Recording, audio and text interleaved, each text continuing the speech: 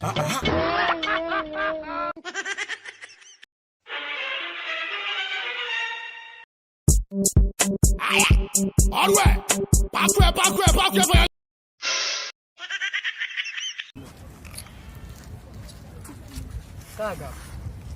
zaman garin nan ba zai yi ba.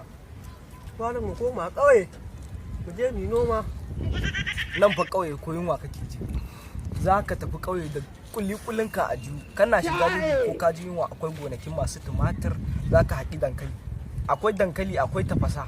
Duk za ka iya ci a haka. Amma nan shege ja'iri cuci mutane. Bari mu koma ƙauye ko mu je mu girbi mu je mu noma. Shine madalla. Akwai masara, akwai dawa. Akwai masara, akwai dawa. Amma nan da safe garin kwaki da daddare geran sande. Amma ka samu ga kanzo. Sannan wani almajiri wallahi na bihi da gudu a he kanzo ya samu da danne da ni da almajiri muke wawa. Ka ji ƙato. In kana min wannan magana gaba ɗaya sai ka sa zuciyata ta buga. Wallahi sai ka sa zuciyata ta buga. Ni da ma gudun noma nayi. Gudun noma ne a ƙauye. Na gaji hannu na dukanta. Ana sallah ba a magana. Da babata ta ce na zauna.